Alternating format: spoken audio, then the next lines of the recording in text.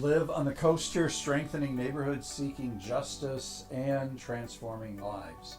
And I know my life has been transformed in the 3.5 weeks I've been at Back Bay. Just want to share this for those of you who are United Church of Christ folks or not.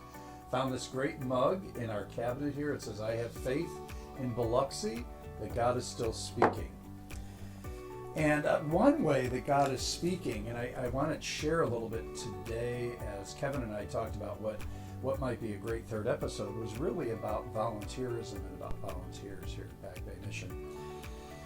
I've got a long history myself with mission trips to various places like Haiti, Mexico, places in Tennessee, and third world places in this country and outside of this country.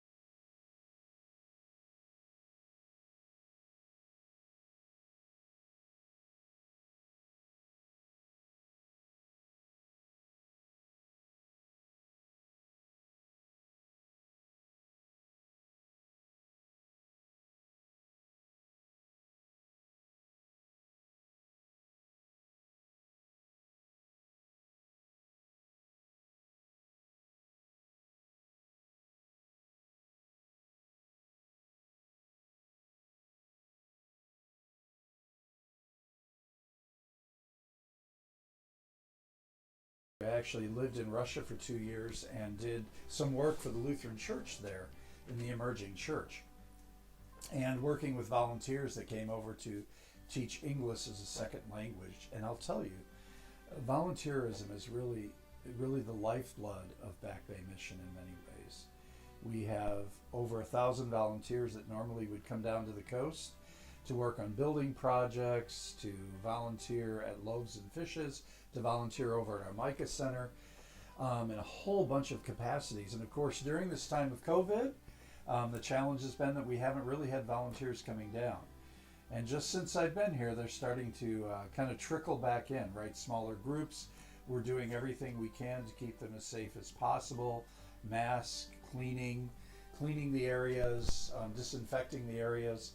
We have a mission house here that can house many, many volunteers as they go on into the community to build, to rehab, and just to serve the populations here on the coast.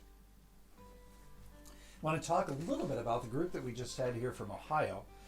There are about 15 individuals from a couple of different United Churches of Christ in Ohio, and they worked on a home in an area that is experiencing what we call generational or ancestral poverty in Gaston area of outside Biloxi, actually over in our neighboring city. And they work on a house there, rehabbing the house really from the studs up so that it can be sold to a low-income family, and so they can have that pride and that beauty of home ownership. And this week we had a group of 3 individuals in from from Land O'Lakes, Wisconsin, which is a place that actually I'm quite familiar with. Small town, and these are folks that are a part of the UCC and the Catholic churches there, and have come down and have continued to work on the house. They've been painting, they've been doing some drywall, hanging some cabinets, finishing up what needs to be finished so it can go on the market to really provide housing and home ownership for a low-income family. And I want to share a quote from Martin Luther King Jr. Those of you who know me know I've been a student of the civil rights movement for many years. I feel as if I really don't know that much yet, because I feel like I'm really a lifelong student of that movement. And my goal in studying that movement is to really understand how it informs of movements for equity and justice today. And I think that movement, in many ways, the civil rights movement, we had a lot of laws that emerged that really focused on equality, but it didn't necessarily change hearts and change actions. And people still hold bigotry and racism and homophobia and sexism and all those isms, right? Kind of in their hearts and their souls, even though sometimes laws have changed. So I think volunteerism helps transform our hearts, helps change our hearts, especially when we come into places and spaces where we're interacting and we're working with people that are different from ourselves. And so Martin Luther King said this about volunteerism. He said, everybody can be great because anybody can serve. You don't have to have a college degree to serve. You don't have to make your subject and your verb agree to serve.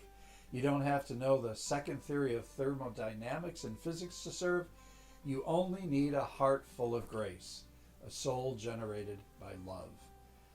And I've been transformed already by the few volunteers I've worked with here at Back Bay Mission, who come down with a heart full of grace and a soul that is generated by love, love for the other. Love for self is important. We're told that in many religious traditions.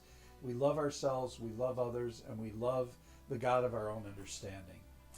And so I want to encourage you to consider a trip to Back Bay Mission. We need you, especially right now as we're resurfacing from COVID. We're doing everything we can possibly do to make the groups safe that come down and visit. It's an opportunity to work at the food bank, the clothing closet, to help individuals who are experiencing homelessness access showers and laundry facilities, and an opportunity to work on site here in the beautiful coast of Mississippi. And we promise to keep you as safe as possible. So I encourage you to consider volunteerism. If you've not been here, if you've been here, to really let that open your eyes, your hearts, your life, your mind, to maybe what we'd call the other, so that we realize there's no other, there's only us. I recently watched, and I'd like to close with this, a story of the life of Audrey Hepburn, one of my favorite actresses, and probably for some of you too. She struggled a lot during her lifetime, as we know a lot of actresses do, especially as they entered kind of Hollywood at an early age. But as she exited Hollywood and as she stopped acting, she became an avid volunteer. And that volunteering really gave incredible meaning to her life. And this is what Audrey Hepburn said. She said, as you grow older, you will discover that you have two hands, one for helping others and one for helping yourself. And I think that's really critical. So come down to Back Bay, give of your time, your talents, give of yourself. It will transform you. It will transform and strengthen the neighborhood in which you're working. And it's a way to really do justice in a really tangible way, to work for equity and to work for equality. So thank you for spending this time with us. In the future, Kevin and I are going to go kind of out on location, we think. Different locations that are important and meaningful to Back Bay Mission, and important and meaningful also to you as our audience, sharing in these moments together. So thank you. I will send you good energy wherever you are at, and hope that you have a really splendid day. Give of yourself. Remember what Audrey Hepburn said, that we have two hands. One is to help ourselves, and the other is to help others. So be blessed.